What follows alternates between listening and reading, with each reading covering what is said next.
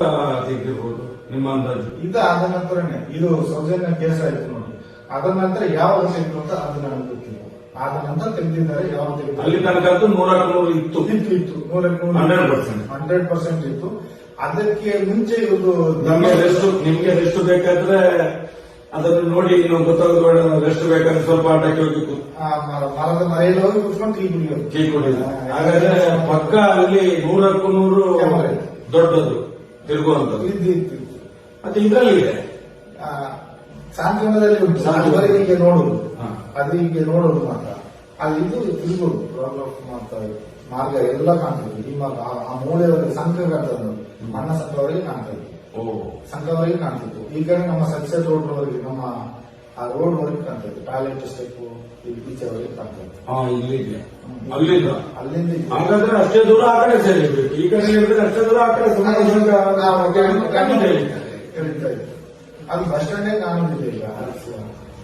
ಅದೇ ಕೇಸ್ ಆದ ಮೇಲೆ ಇವರು ಇಲ್ಲಿ ಅಂಗಡಿ ಕಟ್ಸ್ತೇನೆ, ಬಿಲ್ಡಿಂಗ್ ಕಟ್ಸ್ತೇನೆ ಅಂತ ಹೇಳಿ ಇದನ್ನು ಖಾಲಿ ಮಾಡಿಸಿದ್ರು. ಇದು ಖಾಲಿ ಆಯ್ತು.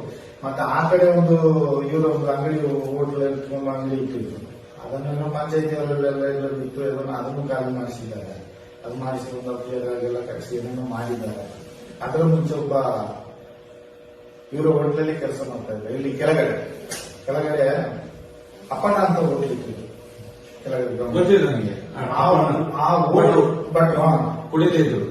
ಅಲ್ಲಿ ಕೆಲಸ ಮಾಡ್ತಿದ್ರು. ಒಬ್ಬ ಪ್ಲಾಟ್ ಮಂದಿರ ಸಪ್ಲೈ ಇದೆ. ಅವ ಸ್ವಲ್ಪ ಕುಡಿಯೋದು ಜಾಸ್ತಿ. ಅವನ ಕೆಲಸ ಬಿಟ್ಟು ನಿಲ್ಲಿಸಿದ್ರು. ಮತ್ತೆ ಇವ್ರಿಗೆ ಕೆಲಸಕ್ಕೆ ಆಗಿಲ್ಲಲ್ಲ.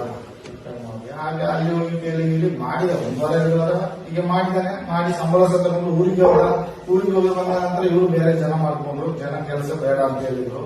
ಅವ ಬಂದವ ಮತ್ತೆ ಹೋಗ್ಲಿಕ್ಕೆ ಉಪಾಯ ಇಲ್ಲ ಅಂತೇಳಿ ಅಲ್ಲೇ ಬಸ್ ಸ್ಟ್ಯಾಂಡ್ ಅಲ್ಲಿ ಕೆಮ್ಕೊಂಡೇ ಬಿದ್ದಿದ್ದ. ಕೆಮ್ಕೊಂಡೇ ಬಿದ್ದಿದ್ದ, ಹುಷಾರಿಲ್ಲ. ಮತ್ತೆ ಇವರು ಒಂದ್ಸರಿ ನನ್ನ ಹೆಸರನ್ನು ಕೆಡಿಸ್ಬೇಡ ಮಾರಾಯ, ನಾವು ನಿನ್ನ ಕೆಲಸದ ಬಿಟ್ಟಾಗಿದೆ, ನಿನ್ನ ಕೆಲಸ ನೋಡ್ಕೊಂಡು ಹೋಗು ಅಂತ ಹೇಳಿದ್ದಾರೆ. ಆದ ನಂತರ ಇವನು ಕೇಳಿದ್ರು. ಮತ್ತೆ ಹುಷಾರಿಲ್ಲದೆ ಎಲ್ಲ ನಿಮ್ಮ ಹೋಟೆಲ್ ಕೆಲಸ ಮಾಡಿದ್ರು ಹಾಗೆ ಹೇಳಿದ್ರಲ್ಲ.